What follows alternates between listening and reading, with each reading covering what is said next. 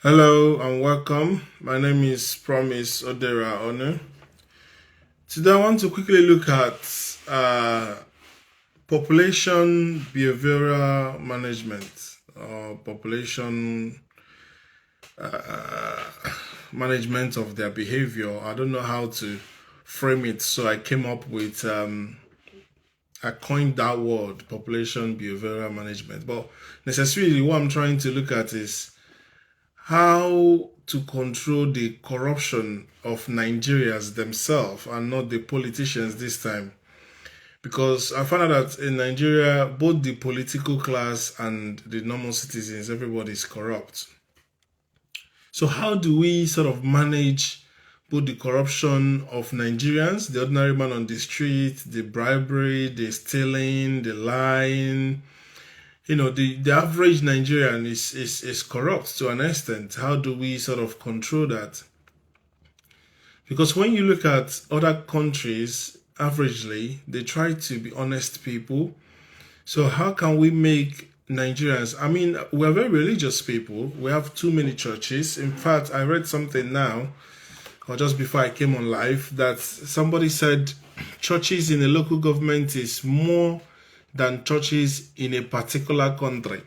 And that sort of is an eye opener, to be honest, on how religious we are. I mean, if you check countries that are very religious in the world, Nigeria will be on the first 10. And that's how religious we are. But then you can see that our character, what we are known for, our reputation, our brand as a country is not so good. So what do we do to sort of manage this brand or this sort of image that we've built for ourselves? And that's not just sugarcoating things or pretending. We're like trying to talk to ourselves like, how do you call it? Self-reflecting, or to check ourselves and see how we can become a better people. And the reason I'm saying this is that there is so much to be desired from our government, yes, but also who are the enablers? We, the people, also. Because the thing is, your friends who are into crime, your girlfriends who are into runs or prostitution, you probably know people who are doing dodgy things in your office and you keep quiet. All those little vices and stuff that we could get into, and we pretend like it's not there and look the other way or not report it, are the little things that make society continue to do the wrong things. And I'm not saying it to sound holy myself or to sort of judge other people, but you look at today's society, you look at people's conversations on live or on social media, how people comment. You go and read blogs and see how people comment. You see that people have distorted views. And the way we are going is as if it's like we know the right thing, we know what we are supposed to be doing, but people are now deciding to do whatever they like or whatever pleases them, and people are deciding whatever their selfish self tells them is the best for themselves. So looking at how that also helps shape the society as well. Because say for example, you want to do business with somebody in Nigeria, 9 out of 10 times you probably will be duped, or somebody will be lying to you, even if it's a family member, because they all have an understanding that if somebody is abroad, then you should rip them off or add more money for them, because they're not there to know how much they're selling whatever item you want them to help you buy. So there's this tendency of people having ill feelings about doing business in Nigeria generally, because yes, there is the problem that the government has created, which is of course not having those power, good road, basic amenities are not there. But also there is a people's problem. And that people's problem is, if you ask somebody, please, I want to know how much they sell a car, the person will probably add his own margin and tell you that that's the actual price, and then expect you to pay him extra for the services, thereby doubling what he gains from you. And just that's just to give one excuse, or one example rather. And then it goes on and on. So, like I said in one of my very earliest videos, if you are to vouch for someone, how many people in your family, for example, can you surety for, or can you guarantee for a loan for? There's this thing called OPED that people are now talking about, that they are about to leave Nigeria because of the height of insincerity of Nigerians, and people are not coming forth to pay the money they've borrowed. People, you see, we as Nigerians, we're always looking for shortcuts. We think we are smart, but for me, that is not being smart. The most clever people in the world, I would think, is the British, for example. But they are not trying to lie to you. They will tell you the truth. A normal young white kid here don't know how to lie. They are not trained to lie. But us, where we grew up in Nigeria, we think it's being smart when we are able to deceive people, when we lie to our parents to steal milk or steal biscuits, or lie about the money we stole, or lie about our actual results. So we sort of grow up with the wrong mentality. And these things live with us and somehow affects us and affects our society at large. And it's from that stock of the people that you get our political class, get our leaders. And that's why when people get in power, they know what is obtainable in the society they come from and they belong, and they give it to us like that.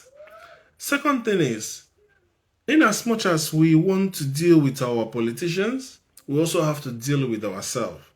Yes, know who your House of Rep is, know who your chairman is, write them a letter so they don't probably know your face, because sometimes people are scared that political people can be dangerous. Maybe if you go to the office and challenge them, they will look down on you, ask you how much have you got, who are you, who do you think you are talking to.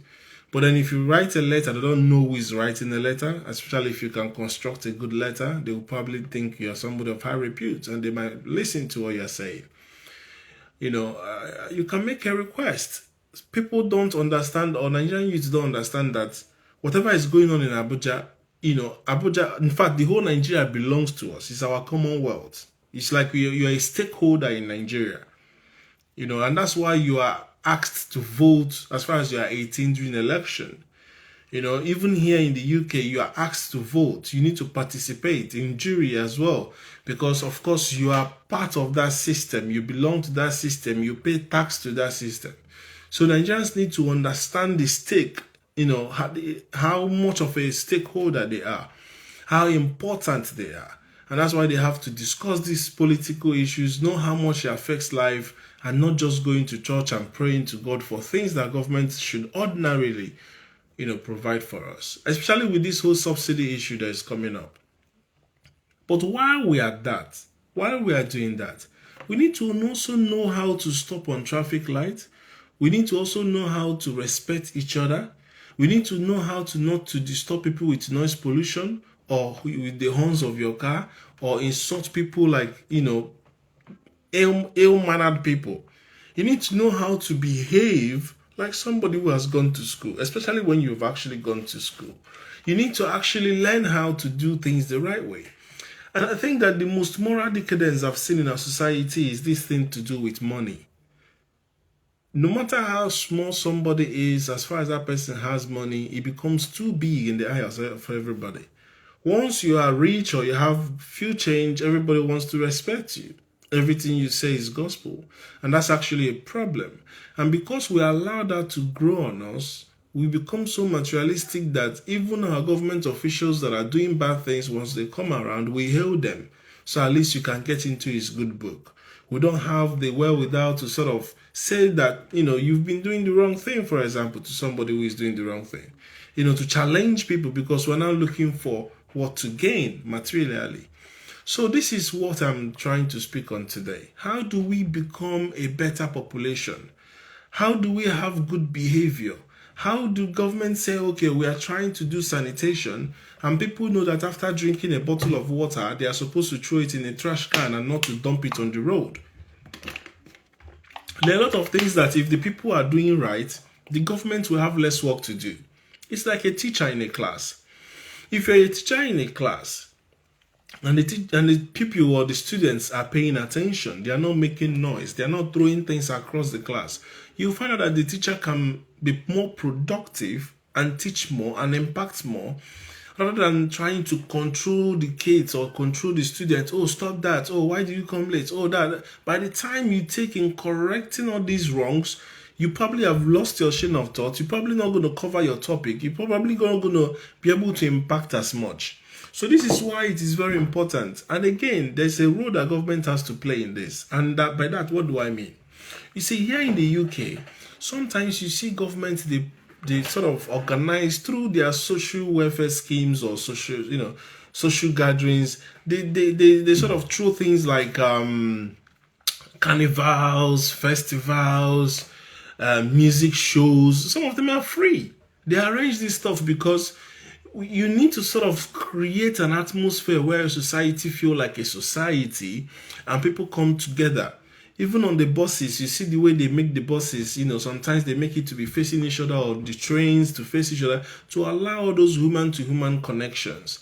And all of that is trying to build people's social lives so they are not isolated. And as well as that, you write things, you put like signs, write signs, also add voice signs telling people what to do. All of this is trying to control the behavior of people. As you are getting into the station, you will see signs, turn left. If you hear the fire alarm, go to the fire exit.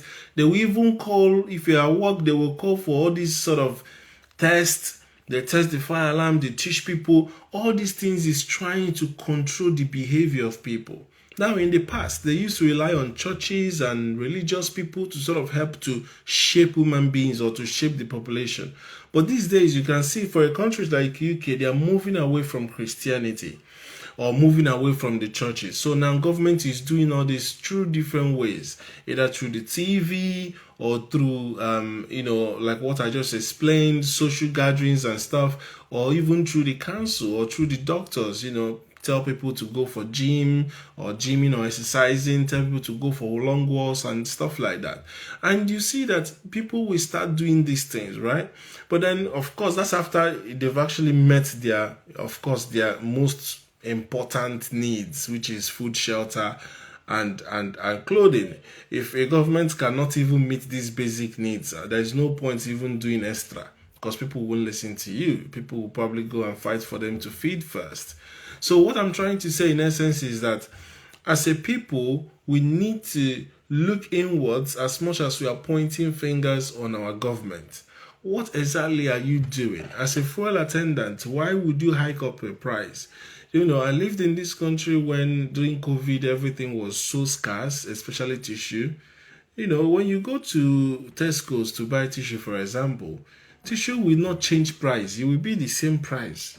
You probably will see that the cheapest one have gone out, out of stock quicker.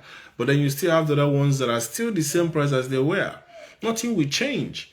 But in Nigeria, as soon as everybody saw that, there was hiking, need for mask, everybody is selling masks increased the price. That is the traditional mentality of a Nigerian. How do I rip other people off?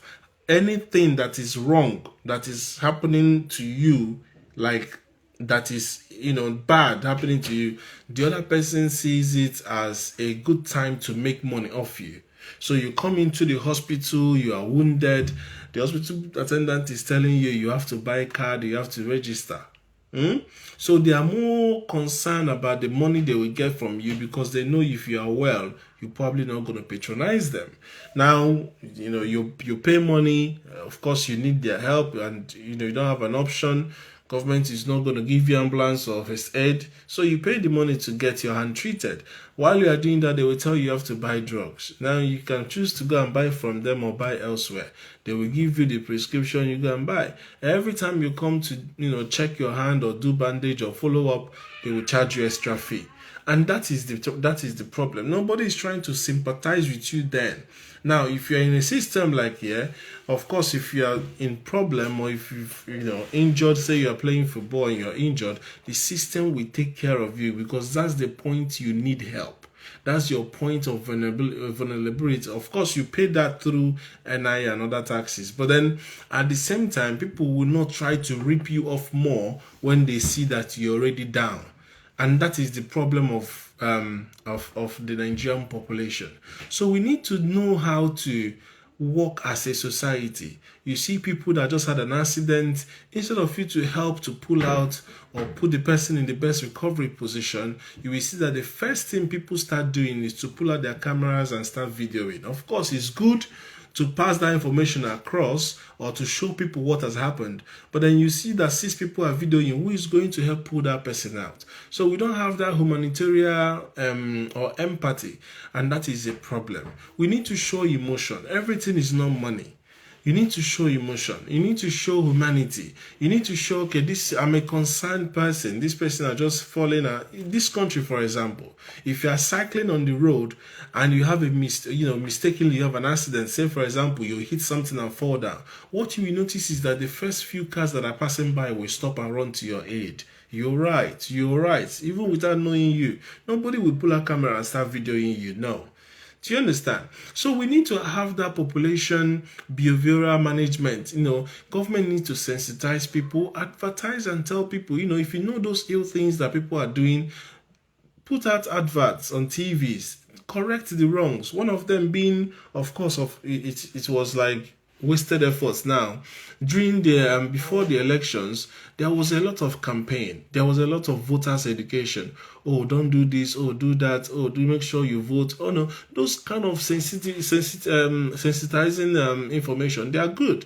So we need to continue stuff like that on different topics. Let people know what is zebra crossing in Nigeria. Let people know that when they see zebra crossing, they are supposed to stop. Cars are supposed to stop and allow people to pass. This is what you see in many countries of the world, but it does not exist in Nigeria.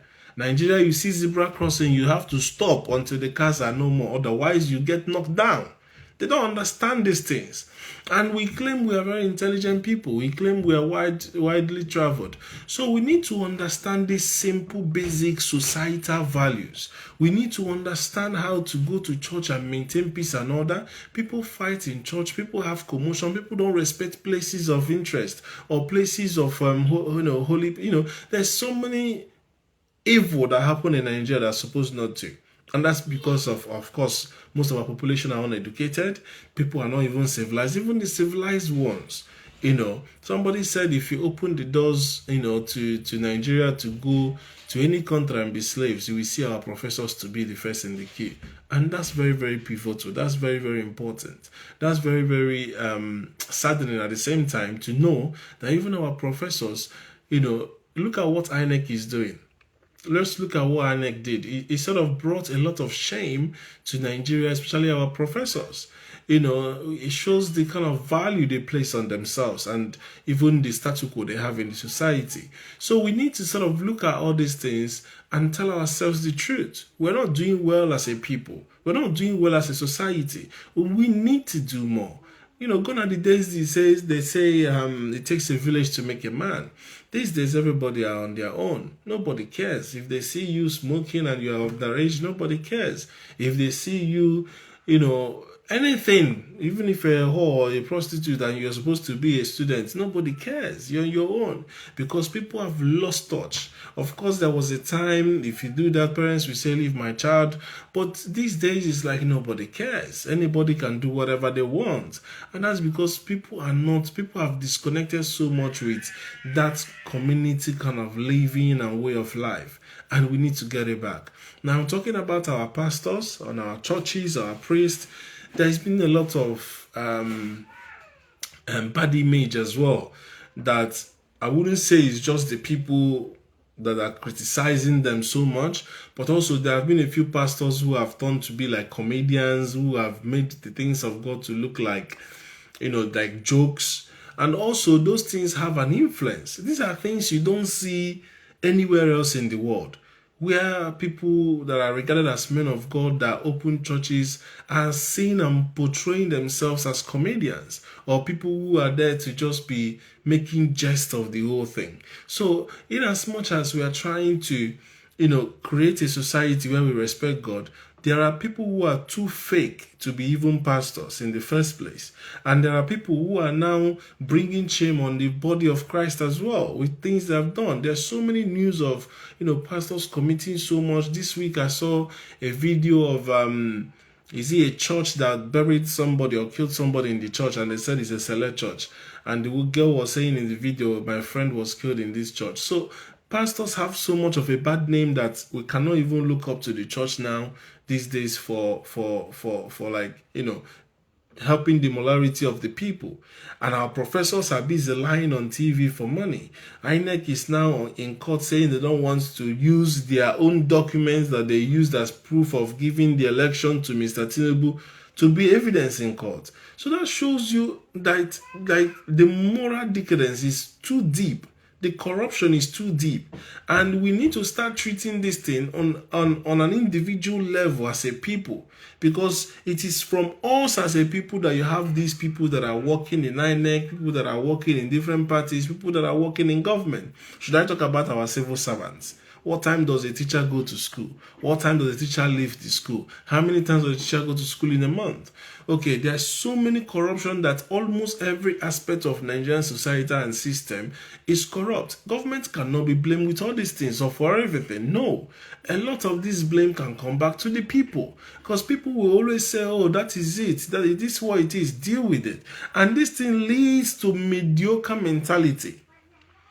Do you understand? Because when evil continues for so long, it becomes a norm. And when it becomes a norm, then what happens, as a consequence is that people have a very low standard to life. When people have a very low standard to life, everything goes. Everything is obtainable. Nobody cares. Nobody wants to sort of look at, okay, what can we do to change this? They take it as that's how it is. If government is stealing money, what can you do? Let's allow it. There's something you can do. You can question. You can sue. How much does it cost to sue somebody? But then even me that I'm speaking on, not me that I'm talking, how many times have I sued the government? So that is the problem. We need to sort of look at how we can grow as a people. How do we change as a people? And it all starts from you. Yes, you that is reading this.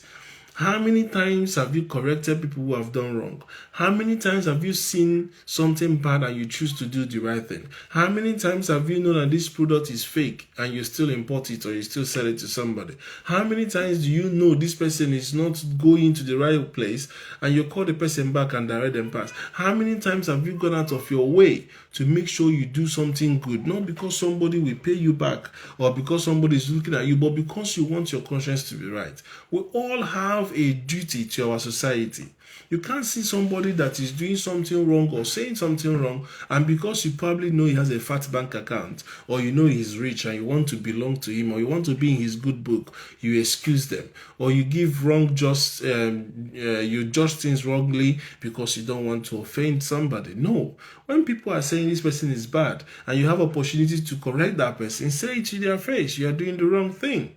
Nepotism is one of the worst corruption. When you allow people in your family to continue doing wrong or continue getting to positions without being qualified for those positions, that is evil. So there are so many wrongs in our system where, of course, the church might be failing us or the religious places might be failing us, because not just Christians, even Muslims, a lot of our politicians are from the Islamic religion, and most of them are corrupt. A lot of them are corrupt.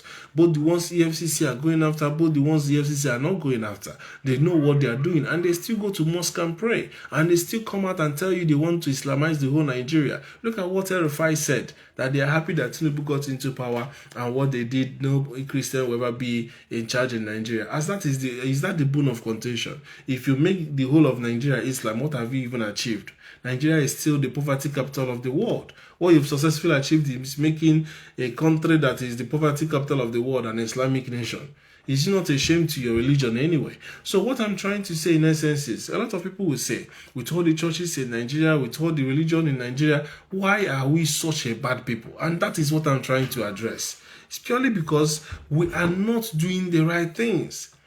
We're not doing the right things. People cannot do anything free for you. They will tell you nothing is free in this world. People cannot go out of their way. Yes, a few people have lost things and they managed to get it back. Maybe you lost something, you lost a bag of money in a taxi, they bring it back, or some of your item was lost or phone was lost and you got it back. But you know that people, when they notice this thing, they say, wow, you are exceptional, you are different. Thank you for bringing it back. Because that's not the norm. That's not what is expected. What is expected is that any Nigerian that catches you somewhere, sleeping, they will take your stuff. And that's why they say shine your eyes. But we need to start changing that narrative. And how do we do this? Of course, we're supposed to use religious centers, and I'm not going to give up on our churches. There are still so many good men of God and women of God in the church. We need to continue teaching the people, and the government needs to see that the church is there for moral guidance. And of course, encourage people to continue to go into church. Our family is supposed to continue going to church. When I was a child in primary school, we used to learn what they call Christian religious knowledge, CRS. And also in secondary school, there's moral instruction, there is assembly, we sing gospel songs and all of that. And you have religious studies as well. Even in WAEC, you have to write all these religious studies exam. So why don't we encourage these things and teach people money is not everything, whether you like it or not. If you have a problem that money can solve, you don't have a problem yet. Wait until you have a problem that money cannot solve. That's when you know that, and there's so many of them. No matter how rich you are, if you are going to die today, that money becomes useless. No matter how rich you are, if you cannot sleep, if you are having nightmares and you're having insomnia, you are not going to be happy. No matter how rich you are, if you're having any challenging health problem, you cannot be happy. So why do you always focus on money? You need life, you need health, and then you need money. But you don't need it in excess. As far as you are comfortable, you can feed, you can buy your car, you can live in a house. You should not want excessive things. And the love of money is the root of all evil. And as well as that, people try to covet things that belong to others, which, the Bible says you shouldn't covet. And that is my problem with, our Nigerians. Even those in diaspora, you think they know better. The conversations we are having online when people are talking is very, very annoying. You see, people tend to go with, this is what I want, this is what I feel is right. What does God want you to do in that situation? What would Jesus Christ do? Without even sounding like a preacher, we are supposed to sort of have an anchor as a society. What will our tradition allow us to do? What does our culture allow us to do? But these days, people are just going off, as far as I have money in my account, and there's this thing that money does to you. When you are a rich person, you look down on others, even without knowing. Once you are successful, you have a lot of money in your account, you see other people that probably call you boss or call you big man or want to, you unintentionally, without even knowing, start looking down on people. To you, they become useless. They become just mere poor people. Just like royalties, we see others as commoners. But then we should be careful to always remind ourselves that we are one. And when people say things that are wrong in your presence, you need to correct them, regardless of how much they have or how much they are happy to spend on you. Other than that, we keep living in a society that anybody or everybody is supporting evil, and there is nobody that will speak the truth, including our elders. Back in the day, if you bring something to the table of elders, they will stand on the truth. They will not follow you to go in shameful work. These days, our elders can easily be manipulated with money. Anybody can go to the village and pack elders and tell them, I will give you money. So these are things we need to sort out. These are things we need to understand. Young boys need to be trained on how to respect women. Women also need to be trained on how to serve in their husband's house, or how to be a good wife, or how to be good mothers. Not how to go and make money in foreign societies by being single mothers, and how to punish men, or how to be equal to men. All these things are wrong from our culture and tradition. We need to start looking at our population and looking at how to get the best of us. Because these days, it's as if what we are getting are all the wrongs. You see people killing people on the street, and it's okay. I keep asking myself, who are these people that commit all this jungle justice? Why would you mob somebody? Even if that person has committed a crime, maybe steal something or whatever, does that mean you should take a life? What is the correctional services there for? Why is the police there? Why is the prisons there? Why is the court there? Why would you just jump and kill that person? Do you even know? Whether you kill somebody by mob or jungle justice, you are still guilty of that blood you've shed. People don't understand these things. And this is why I don't get, where do we get that acceptance? Oh, this is the norm. Once you see a criminal, kill him. Of course, I know these people also commit crime, but two wrongs does not make a right. And we need to start talking about these things. Our society is now becoming void of people we can look up to, mentors, people of high moral standing that we can say, okay, this man is like decent. These days it's like everybody you look at, everybody is looking out for money. Our elders are looking for money, our young people are looking for money, and our young people saying that money is the main thing, go after that money. And we need to start changing this narrative. We need to start changing this narrative. How do you raise your children? If you raise a good children, they become easier for the society to manage. If you raise good children, they become easier for their future wives and their husbands to manage, to marry. And that is what you are getting into. So let us be conscious of one another. Let us be conscious of our influence on our people, on our children, on our relatives, on our extended family. Otherwise, we just keep producing hatred and producing selfish people that will in turn cause havoc in the society, and everybody will just be like, survival of the fittest. Everybody's going for the neck of the next person, and it shouldn't be so. So please, in as much as we keep wanting the best from our government, let us also understand that it's supposed to be a synergy between the government and us.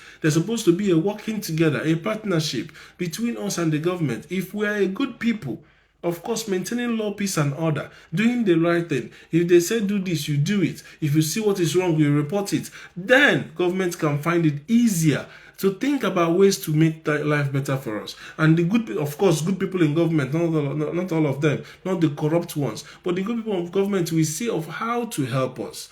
And if you have any good, plans or ambition or whatever, you can also foster. We need to encourage people, young people going to church. We need to encourage our youth going to church and turning their ways away from evil. We need to encourage speaking to random people, not just your own brothers and sisters, advising people. So there's some people that you go to not because they have money, but you want them to lay hand on you and pray. There are people you go to not because they will give you money, but because they can give you advice. There are people that are sought for in the society because of their standing and their reputation and what they've achieved for themselves. So everything is not money, and our society is fastly losing their hold because, of course, everything now is going towards money and material things. No matter how many watches you have, at the end of the day, the point of a watch is to tell time, no matter the value. No matter how many cars you have, at the end of the day, the point of a car is to take you from point A to point B faster. No matter how many houses you have, is to give you shelter during rain and sun. So if you accumulate all of them, that's fine. But I always like to learn from our principal, Mr. Peter Obi. He's a billionaire, but has only 2 houses. One in Onitsha, one in London, where his family is living. You don't need to have all the houses in the world. You don't need to have all the cars in the world. He came out saying he has 2 shoes, 1 watch. He's been wearing it for years. That's modesty. I'm not saying be like him. I have more than 1 shoe. I have more than 1 watch. Well, I have only 1 watch at the moment. But what I'm trying to say in essence is that don't be materialistic. Don't make friends based on what they have. All these things about class and whatever is nonsense. Jesus showed us when he was on earth, on planet earth, how to live a very simple life.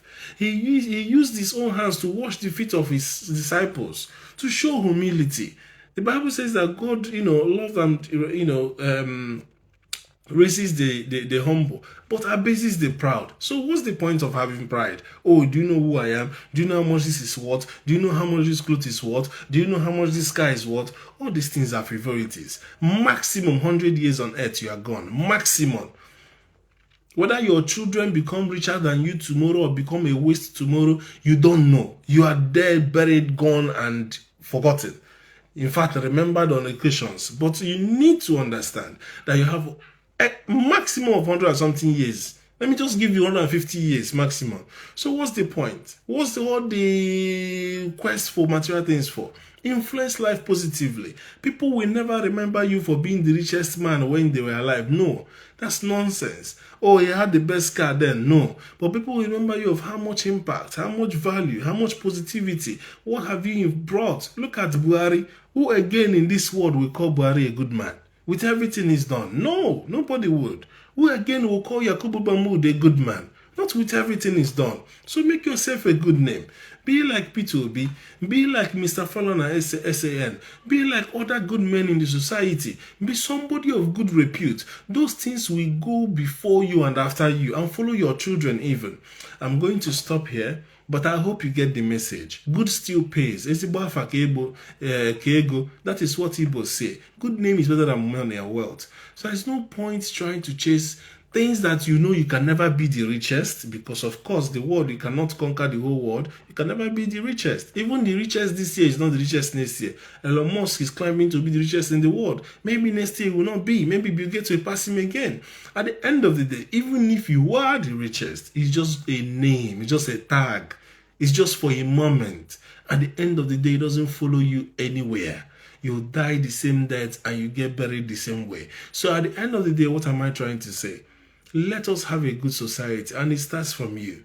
I have a pain that we, our own generation, by the time those that fought the war of the Civil War, the likes of Obasanjo, Babangida, Gowon, Buhari, by the time they all die off, the next generation that is following, I thought things will be getting better. But you look at the mentality of these people when they come online and speak on politics, I even fear they might be worse. Because now they are following the foot of the masters. They've learned so much from the foot of the masters that they want to be evil. In fact, in our society of today, you have more young people going after evil than going after good.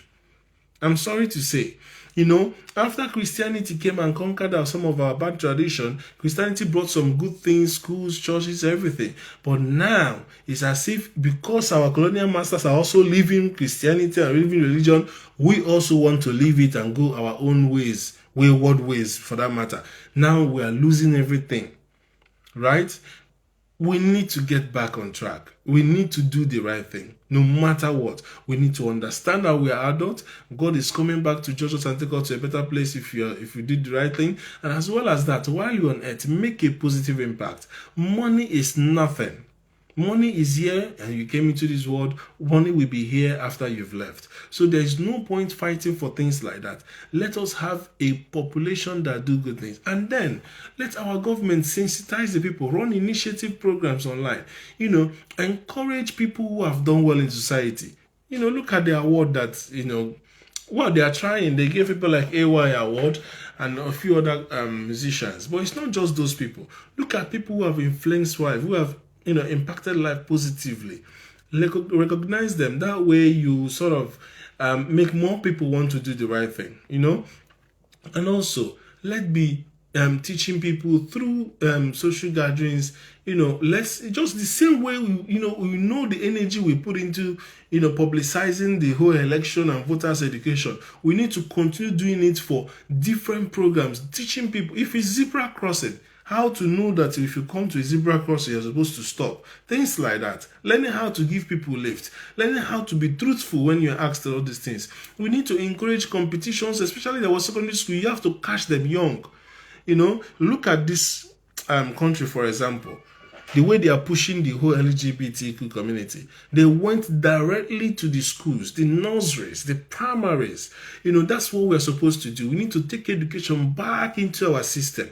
Take religion back into, or Christianity rather, back into our system. Teach them young when they were young. Teach them the right things. We need to start inculcating good habits in people. So that we can have a better society. Let people know that when they drink water, they throw the can into a trash can and not just litter the street. Let people know that bribery is wrong, but because they are seeing police collect it every day, they will think it's right. We need to advertise these things on radio. Government's supposed to champion these things so that people will know what is actually wrong from what is right. And people are supposed to be encouraged to do what is right. You used to have talk shows. I remember when I was small in Menage, they used to have Igede stories, around 10 or 10 p.m. Igede, Kaido Wokwaba. All those programs used to talk about stories that are happening, discuss things. I know a lot of radio stations to do something similar. But then the views of those radio presenters is what I don't really like these days. When people are discussing issues, the way they have their opinions and the advice they give are so annoying, so biased, and sometimes they are not anchoring on religion or tradition or culture. They are just going off what they think is right, and most times very skewed upbringing, or maybe their understanding is very, very poor or shallow. But when you have people who are of good repute in the society, of high moral standing, give you advice or give our people advice on issues, then everybody can learn, and that way we can grow a healthy society. Encourage things like doing sports, doing, communal gatherings, and doing exercises, going out to encourage anything to help the population and to have that cohesion and doing good, just to make sure that we are building a right society. And most importantly, to let people to understand that money is not everything. There are better things to achieve in life than money, and one of them being having a good name. Thank you so much. I hope you get the point. Please comment, like, share this video, and also subscribe to my YouTube channel. Thank you. Until next time. Bye bye.